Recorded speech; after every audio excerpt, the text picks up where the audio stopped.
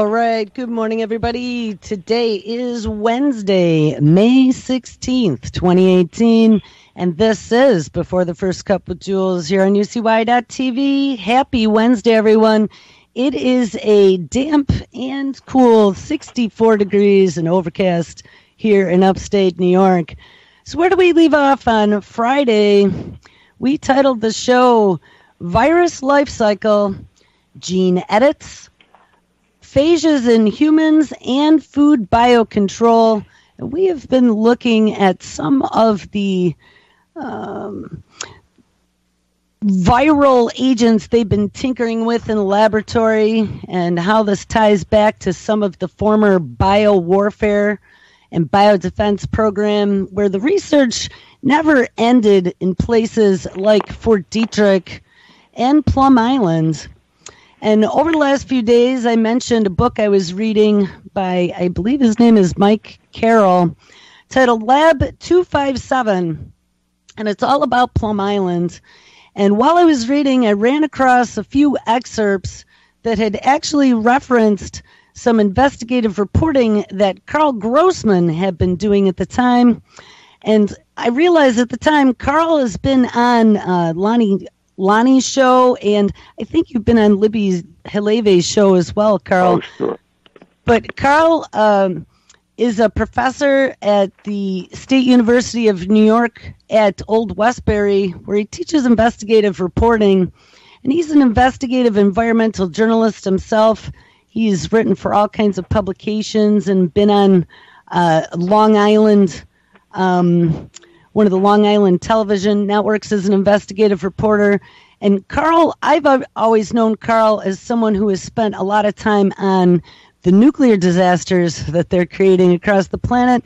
But also, Karl has spent a lot of years investigating Plum Island. And that's what I would like to talk to Karl about today. So good morning, Karl. Thank you for being on the show. It's a pleasure. So in Lab 257, it had mentioned I believe he was a senator or a congressman, Forbes, was it? Michael Forbes, yes. Yeah, and he wanted some answers from what was going on at Plum Island with Lyme disease, and there had been quite a great outbreak all along the shores, wasn't it? Wasn't it like Lyme, Connecticut, and then through Long Island as well? When they looked at the epidemiological maps, it kind of showed that whole area had Plum Island as a central focus. Yeah, well, Lyme, Connecticut is just 10 miles from Plum Island. And for listeners who aren't familiar with the geography here, Plum Island is at the eastern end. It's 1.25 miles from Orient Point, which is the furthest eastern point on the North Fork of Long Island. And it's this very small island, 843 acres, which was used back a century ago. We were very concerned at that time of a fleet from an enemy nation moving west and attacking New York City. So on the eastern portion of Long Island, and also on some of the islands, including Block Island and Plum Island, Fisher's Island, and so forth, various defensive positions were established.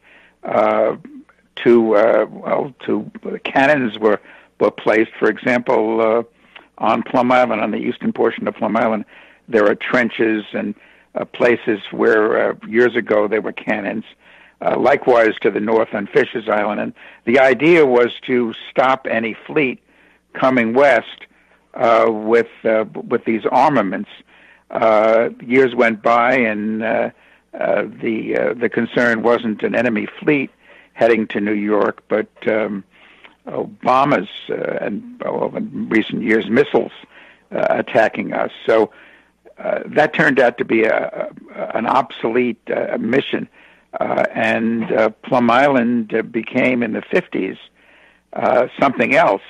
It was developed, and Lab 257, Mike relates this story very well. It became a facility to develop use biological warfare against the animals of the Soviet Union. I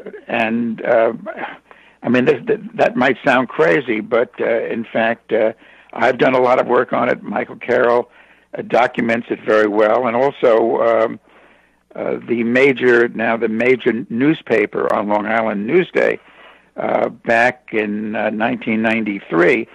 There was an investigative reporter there, John McDonald, an excellent investigative reporter, and I'm just looking here on his at his front page story about Plum Island in '93, which begins a 1950s military plan to cripple the Soviet economy by killing horses, cattle, and swine, called for making biological warfare weapons out of exotic animal diseases at a Plum Island laboratory, now declassified Army records show. This idea of using this little island off Long Island for biological warfare was the brainstorm of a Nazi scientist, Erich Traub. In fact, during World War II, what Traub did was, he was in charge of an island, sort of like Plum Island, called Incel Reams, which was in the Baltic, and it was developed during the war by Traub to engage in biological warfare against same mission against the livestock of the Soviet Union. After the war, he came to the United States, and he had connections here in the U.S. In the 30s. He had been a student at Rockefeller University. In fact, he even took part in Nazi demonstrations in Yaphank. There was big parade grounds the Nazis had set up on Long Island at Yaphank, and Traub participated. In any case, he goes to his homeland. He goes back to Germany. Is involved in this involving incel reams and using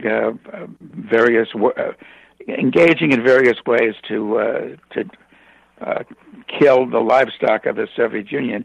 And one of the vectors, now this is important in terms of Lyme disease, one of the vectors, one of the ways to transmit diseases to animals that Traub was involved with were ticks. In any case, he comes back here under Project Paperclip. This was a U.S. program after World War II to bring various Nazi scientists, Werner von Braun, for example, and others, to bring them here to the United States and have them work on various U.S. projects. And Traub, because of his contacts here in the 30s before the war, who ended up at Fort Detrick, which was set up by the U.S. military for both chemical and biological warfare, he gave them the idea, and they moved on it to set up on this island off Long Island a laboratory to develop biological warfare. Again, same mission as Incel Reams, to go against the livestock of the Soviet Union. And then just to jump ahead and to kind of close the story, that's what, in terms of the early years of Plum Island, that's what Lab 257, it was an old building on the island, and it was converted as the initial laboratory. There's a new, even a bigger one now called Lab 100. But that's what was done there for, we're talking about the early 50s. Then what occurs, and Mike Karl, based on documents he obtained in Washington, the National Archives, what finally happened was that the Pentagon decided, well, we can kill the food stock of the Soviet Union, or a lot of it, but we're going to be left then having to feed millions of Russians. So better we should just nuke them. we should use nuclear weapons and devastate the Soviet Union. And at that point, Plum Island was conveyed from the Army to the Department of Agriculture, and the purported new mission was to do research on animal diseases that hadn't yet reached the United States, like foot and mouth disease and so forth. However, there was a dual mission, and this was acknowledged through the years, that it would also do, in quotes here, defensive biological warfare research. And that's been now for 50 years the dual mission of Plum Island.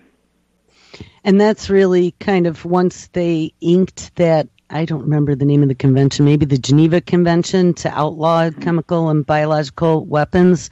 I think that was how Nixon especially worded it, to keep research into vaccines going as part of a defensive posture, to keep these germs, as part of their plan. I got involved in the story initially back, we're talking 50 years ago, hearing various people talk about what Plum Island was really about, and looking into it doing research into biological warfare. And in fact, Mike Carroll's book begins with this episode.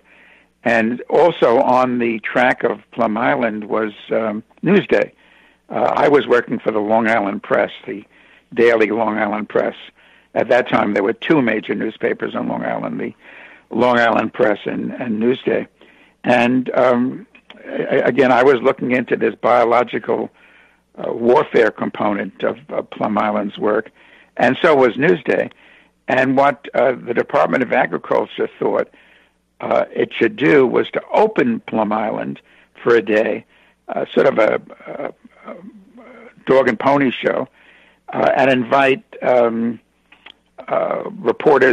national reporters from all over the country to go and to inspect Plum Island, and this is what the Department of Agriculture hoped. They would write stories about the wonderful research done at this laboratory off Long Island, and sort of drown out any investigations Newsday and I were doing on biological warfare. The problem, and Mike relates it in the book, was that the night before we would meet, the next morning we would meet at a motel actually in Greenport, which is a community a little bit to the west of Orient Point, an old town. And that morning we would meet there, and then we would go to the dock at Orient Point and take the government ferry to Plum Island. Well, the night before, I called the Department of Agriculture to just to go over the plans for the next day, and I got into a discussion with a very he was very joyous, this PR guy for the Department of Agriculture.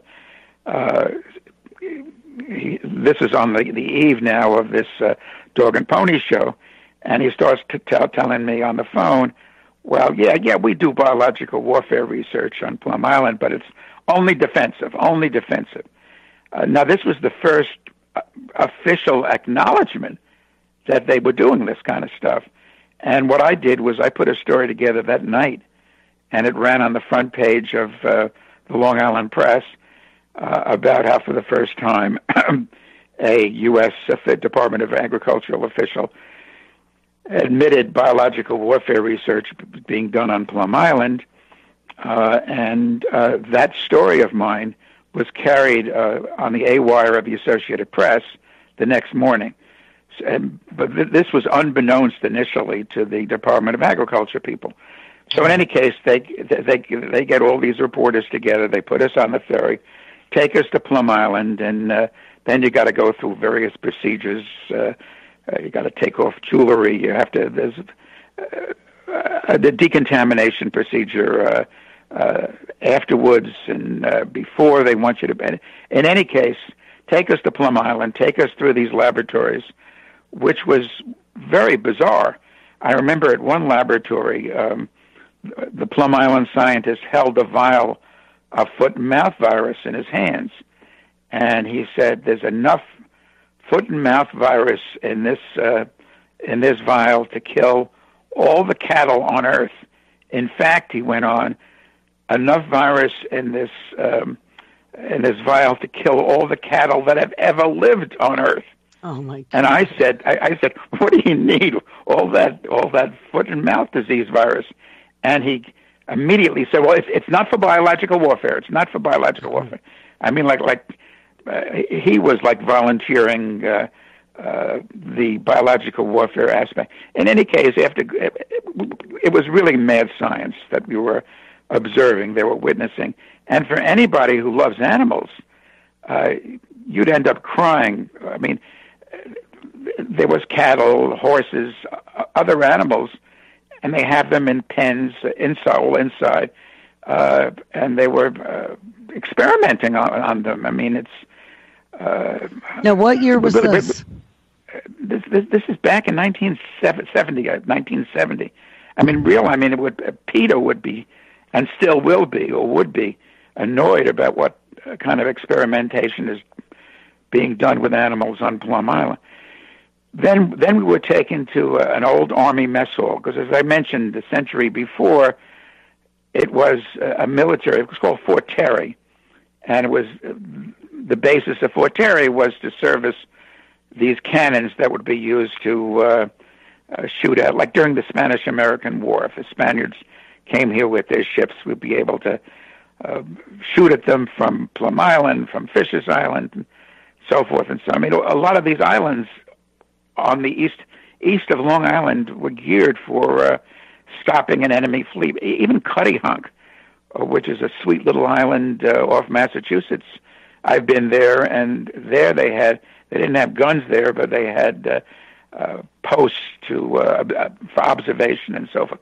In any case, during lunch at the old Army mess hall, in one of the buildings that had been part of Fort Terry, I'm eating with the other reporters, and suddenly I see the PR people from the Department of Agriculture pointing it at me. They had realized that the AP had run my story, and for the first time, here there was news that this government island off Long Island was being used for biological warfare research, and their scheme to kind of do a snow job on these reporters from the Washington Post and elsewhere, their national reporters would be blown apart. And it was, because once the reporters that evening got back to or called whatever media they were working for, the editors at that media had seen my story that had run in Associated Press. So there in 70, I'm pretty sure the year was 70, could have been 71, pretty sure 70. All around the country was the news about Plum Island and biological warfare. Now, I've been there several times since, indeed, and I think the year was 78. Some foot and mouth disease virus escaped from Lab 100. And one of the other pieces of baloney that you get from these Plum Island folk is that the labs are hermetically sealed, and they have all these precautions to prevent contamination to the outside. Well, there was a screw up, and foot and mouth disease virus got out of Lab 100 and got to a pen outside where there were cattle waiting to be experimented on inside. And at that point, there was a lot of upset here in this area of Long Island about, hey, this Plum Island facility is not so safe. And then the officials at Plum Island, the Department of Agriculture officials, allowed various local officials to come and inspect Plum Island. So that was the second time I went to Plum Island with a delegation, about 25 public officials. I remember Suffolk County Executive John Klein was the leader of the Suffolk County. Plum Island is within Suffolk County delegation. And we went through the same dog and pony show, going through the labs, being told how everything is fine. and this was an anomaly, this accident, and so forth. And the third time I was in Plum Island, now I forget the year, but I think it was like 1997 or 8. At that point, Lyme disease was really spreading in this area of Eastern Long Island. In fact, it still is, Eastern Long Island, an absolute hotbed for Lyme disease. And as I mentioned, Lyme, Connecticut, is only 10 miles from Plum Island, and in I think the year was 75 or 76. Lyme disease was first found in Lyme, Connecticut, and given the name Lyme disease, identified as a disease carried by ticks and so forth. And by the 80s, and certainly into the 90s, and even more so now, I mean, Lyme disease is now a national scourge. It's in most of the United States. It's spread through the world. And there was, well, this was another book other than Lab 257 called The Andromeda Strain. And the author of that book, who had worked for the U.S. Department of Justice, his work was involved tracking down former Nazis after the war and so forth. An attorney, he wrote in that book. Again, this is before Lab 257. That in the early 50s, former Nazi scientists on Plum Island were using ticks in their various experiments and so forth. Well, when I put together ticks, Plum Island, and Lyme disease, I began writing about it at the Long Island Press, and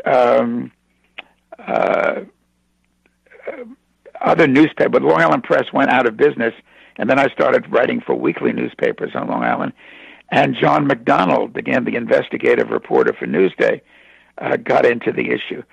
So you mentioned Mike Forbes before. Well, Mike was, throughout all the years, Mike stands out as the congressman who didn't think he was a salesman for the federal facilities on Long Island, which include Brookhaven National Laboratory, which was developed, this is in 1947, to develop civilian uses of nuclear technology. 3 reactors were built at Brookhaven National Laboratory. A great radioactive mess was made. In fact, Brookhaven National Laboratory is a Superfund site. And the other federal facility is this Plum Island Animal Disease Laboratory. Well, most of the Congress people on Long Island through the years consider themselves federal representatives of these federal facilities, salespeople, basically. And they're in Washington to raise money, to get projects for Brookhaven Lab and Plum Island, but not Mike Forbes. He was a conservative, let me note. Originally, he worked for William Carney, who was a conservative with a capital C, who was the congressman representing the 1st Congressional District. And then Mike became a Republican, and he ran for office for Congress. And then as news came out about Brookhaven Lab's radioactive mess and about Plum Island and the possible connection with Lyme disease, he one morning took John McDonald and me in tow, called us up at our respective offices and said, I'm going to do essentially a raid on Plum Island, and I'm going to demand any information at the island on the relationship between Lyme disease and Plum Island and their experiments. So we met Mike at that ferry dock, the government ferry dock. They have several ferries there that take scientists back and forth to Plum Island. And we went over with him to the island. Over on the other side, on Plum Island, the folks were aghast that there was Mike with 2 reporters And Mike said, I'm the congressman. I represent this district. He wouldn't take any of their guff, and I want to see the director. So they were just sort of intimidated by a congressperson making a raid, basically, on this animal disease laboratory. And we march into the director's office, it was a veterinarian, if I recall, forget his name. And Mike demands all records on Plum Island involving experiments with ticks, particularly the deer tick. That's been the conveyor of Lyme disease. And just parenthetically, I in my youth, I was a Boy Scout, and I used to camp on Long Island and elsewhere, even Staten Island. There was a Boy Scout camp, and there were dog ticks in those days. This is the 50s, which were problematic, and you were taught how to take a dog tick off you. They're big ticks if it bit you, but deer ticks were, not unknown, just unknown at that time. In any case, the director of the lab tells Mike that there's no records, and Mike followed it up for the next couple of months, demanding records, and they kept insisting that there was nothing, there was no records. And just let me tell you the story about what happened to Mike Forbes, this honest congressperson challenging these two federal facilities. He then, late in his career, switched and became a Democrat. And the folks at Brookhaven Lab got very, very concerned about, what they wanted to do was to cut him off at the pass. And so they had a person who husband had been a chemist at Brookhaven Lab, then ran against Mike in a Democratic primary, and I've been told that various lab employees, despite the Hatch Act, operated in effect boiler rooms to beat Mike Forbes in a primary and deprive him of the Democratic nomination and to eliminate him. And that's what happened. He lost his congressional seat. Back to Plum Island and Lab 257, the stories I've been telling you this morning, I sometimes would, in my investigative reporting class, which you mentioned, at times I would talk about my various investigative stories through the years and mention Plum Island and my work involving Plum Island. And how Lab 257 developed was that a student in one of my investigative reporting classes way back when had a friend named Mike Karl, and Mike was an attorney, is an attorney. In fact, he was for years at the firm that the late Mario Cuomo, the former governor, was into. In fact, Mario Cuomo writes a very praiseworthy blurb for Lab 257 in Mike Carroll's book. But in any case, a student in the class, Mike told me the story, told him the story about Plum Island, and Mike you see Plum Island, you go right past Plum Island if you take the Cross Sound ferry that goes from Orient Point to New London, Connecticut, goes right past Plum Island. In fact, that's one of the problems with Plum Island. It's a sitting duck for terrorists. It's just sitting there in the middle of all these marine lanes. All terrorists would have to do, and the Governmental Accountability Office, a few years ago, wrote a report focusing on this. Terrorists could get onto Plum Island, and very easily. It is not a facility that's it's hidden. It's in plain sight, and break into Lab 100, for example, where the work is conducted now. Lab 257 became so contaminated, it just sits there, and they've not even tried to clean it out. It's just a hopeless case. get into Lab 100, get some of these agents, these disease agents, which incidentally, some of them involve diseases that not just affect animals but cross over into people, and so forth and so on. So, in fact, that's one of the reasons that the government a few years ago began the process of building a new biodefense laboratory in Kansas, where the work that's been done on Plum Island is to go. I mean, Plum Island ostensibly was to be shut down as an animal disease laboratory. This was the plan, and the work was to be taken to Kansas.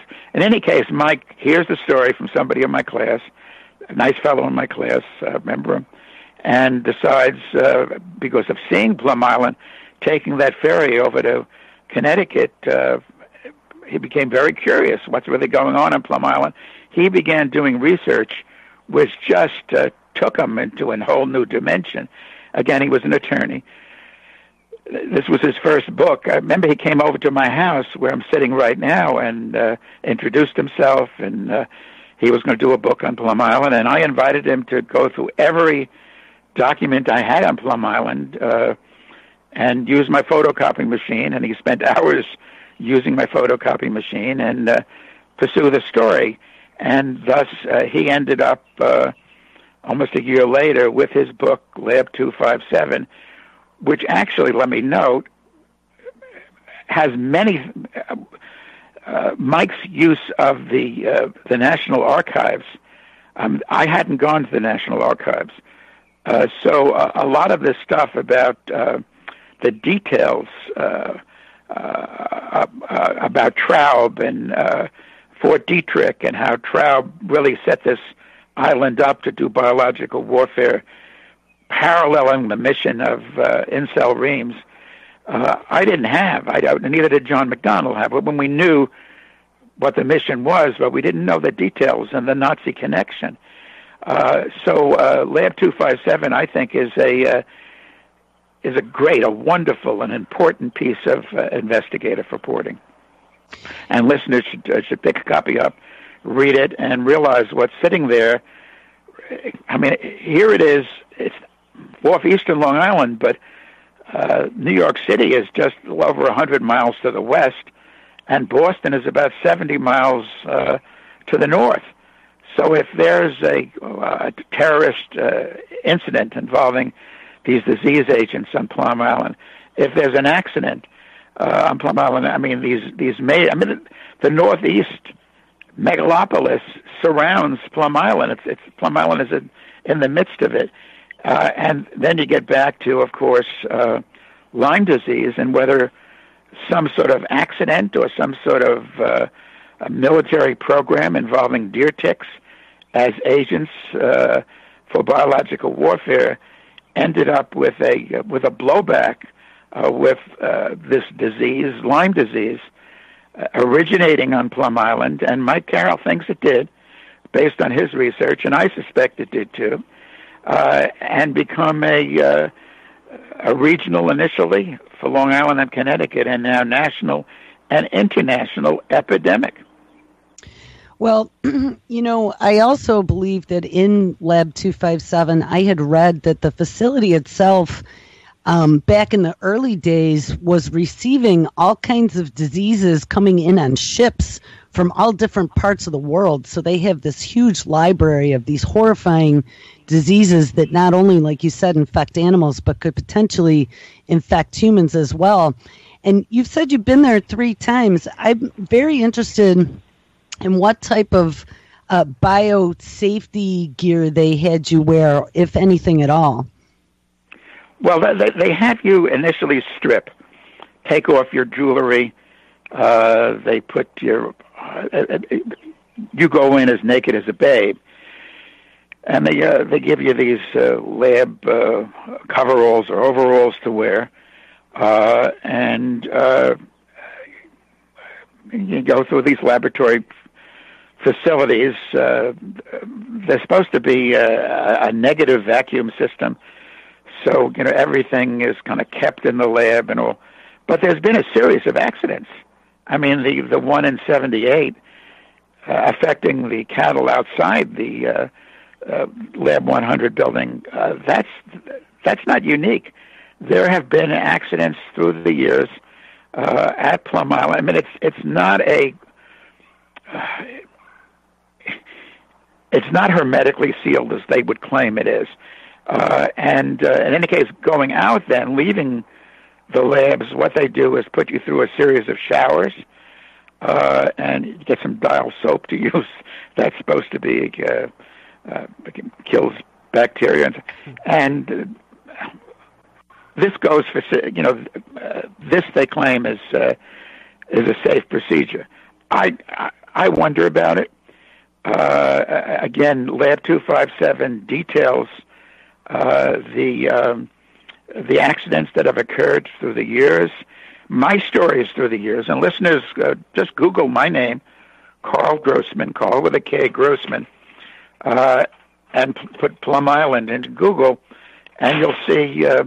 I've written hundreds of stories through the years on Plum Island. In fact, the most recent one that listeners might want to access, it was on Counterpunch. Looking at it here, January 2018, just a few months ago, really. And the headline is Disaster Island. And it gives all the Disaster Island gives all the background.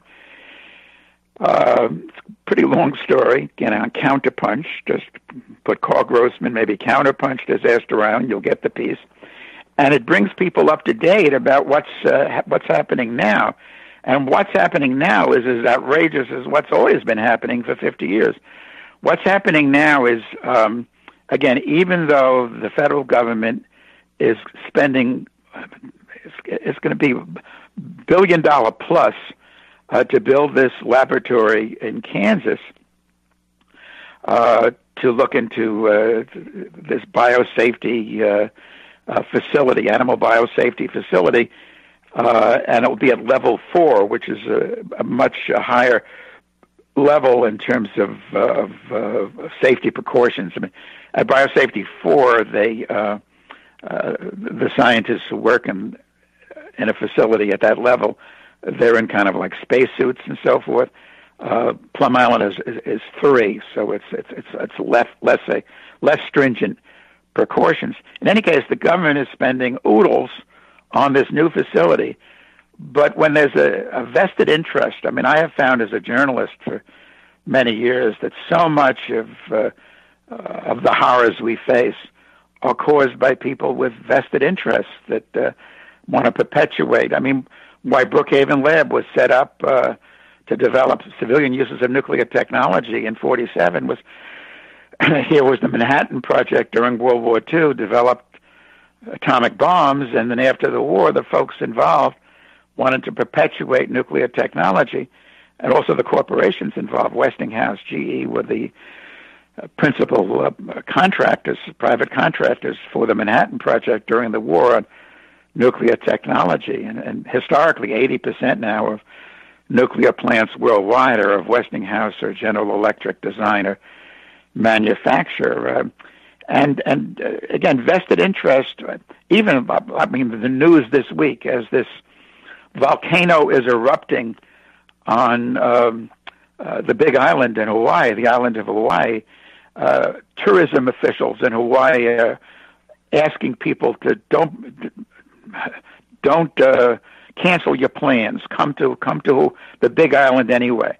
I mean, the nerve of these people telling folks to keep coming to this Big Island while a volcano is seething and perhaps ready to blow in a historical way just shows you what vested interests do.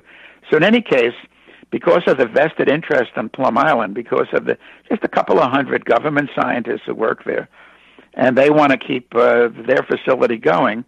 And then meanwhile, a number of, I think, misguided environmentalists have taken hikes and stuff on Plum Island, and they've mounted a major campaign to preserve Plum Island, and they're being supported in Congress by the current congressman who represents the district, the 1st Congressional District of Eastern Long Island, and a little bit of Central Long Island that includes Plum Island. His name is Lee Zeldin. He's put in a bill in Congress to preserve Plum Island and keep the research there going. Keep research there going. Again, at this very the sitting duck of an island in terms of terrorism. Now, let me note that through the decades, until recent years, everything that went on Plum Island, was taken to Plum Island, never left Plum Island. Some of it was incinerated, but a lot of it was buried. And all over Plum Island are waste pits containing some of this toxic stuff that was used, and they just dumped it in pits. I mean, recently, in this piece, Disaster Island, I quote a report that was done by Dermody Consulting of Center Mauritius, and in the report, they note waste materials from the Plum Island Animal Disease Center operations buried in numerous locations through the island and so forth and so on. So it's like making, preserving for people to take hikes and do bird watching. Love Canal. I mean, again, these environmentalists are well-meaning, but what Plum Island has been left is as a national sacrifice now. You wouldn't want to take a walk on Plum Island. There's not been, and there probably can never be a successful cleanup because the waste is spread all over the place in all these pits. Furthermore, to continue research on the island because of a couple of hundred scientists who want to keep their jobs, and I empathize with them wanting to keep their jobs, but if you're in government service and the government says you're going to have to switch and you're going to be working at a facility in Georgia or Kansas or California, you follow the directions and switch, because Plum Island was never a place where this kind of research with these highly toxic biological agents should take place because of its proximity to the population center of the United States. Moreover, for it to have been through the years engaged in biological warfare research. Now, they've claimed for decades it's defensive biological warfare research, but I mean, what does that mean exactly? I mean, where's the line between defensive and offensive? And just not too incidentally, Newsday, again, which has done investigative reporting like I have on Plum Island, broke the story. I'm trying to remember the year when the story was broken, about how there was an outbreak of African swine fever in Cuba. The pigs of Cuba, the swine in Cuba, were decimated by this disease that had never appeared before in the Western Hemisphere, African swine fever. And Newsday, its investigation, connected this outbreak of African swine fever in Cuba with the CIA and a project that was operated out of Panama and Plum Island. Turns out that one of the diseases that they've been working on Plum Island is African swine fever, and there was probably still is today, a stockpile of African swine fever virus on Plum Island. Again, Newsday connects that to the CIA, connects it to this outbreak of African swine fever in Cuba. Now, that kind of happening is not defensive at all. And what else has Plum Island been up to? Again, considering the enormous secrecy, I'll never forget the day.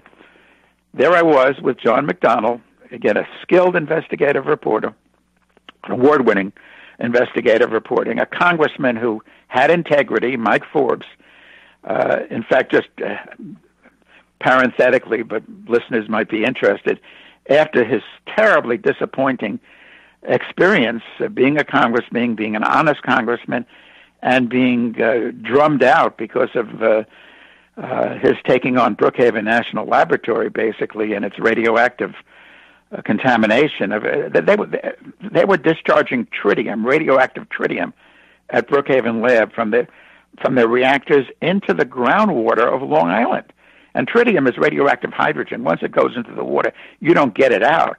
Here, these folks at Brookhaven Lab, and this was the central part of the scandal, which ultimately resulted in the people who were associated universities, Harvard, Yale, Princeton, who were supposedly managing Brookhaven Lab, being fired by the Department of Energy. It was originally built by the Atomic Energy Commission, but that the AEC was eliminated in 1974 by Congress, and ultimately the Department of Energy takes its place.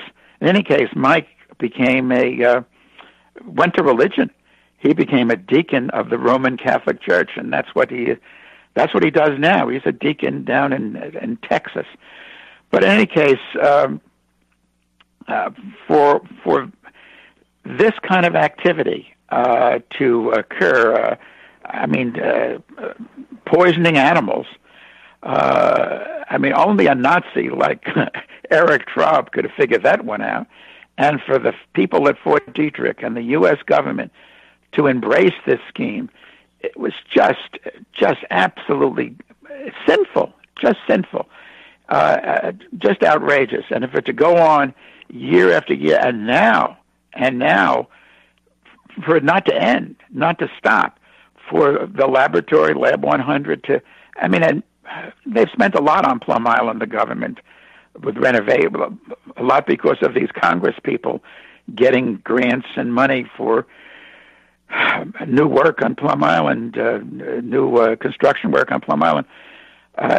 Those buildings on Plum Island and the island itself, in my view, should be absolutely abandoned.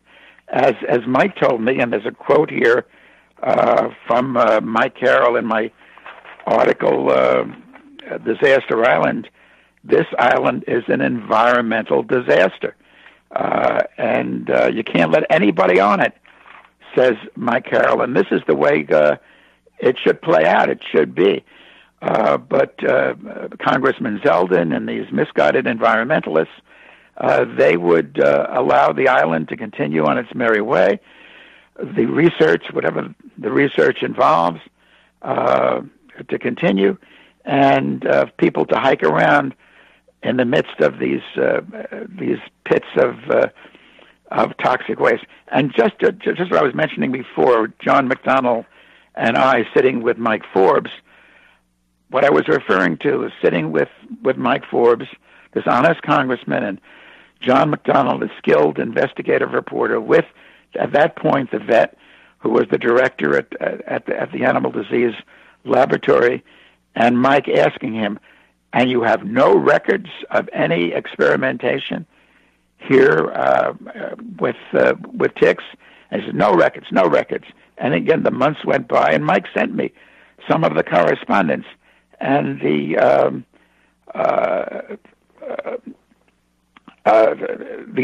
was the insistence still that there was no records. Also, let me note, in terms of it being a terrorist target, a sitting duck, after 9/11, the Homeland Security Department took over Plum Island from the Department of Agriculture. Homeland Security realized that this is a sitting duck. We got to be in charge of this island at this point. And the resolution was shut it down. Whatever research is being done there, I'd say only the legitimate research being done there, should be taken to this facility in Kansas. Also, I mentioned the book, the earlier book before Lab 257. I forgot to mention the author's name, and that's very important. The book was The Belarus Secret, and it was written by John J. Loftus, Loftus, John J. Loftus.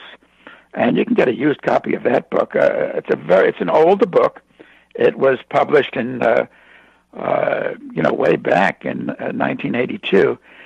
But there are several pages in the Belarus Secret of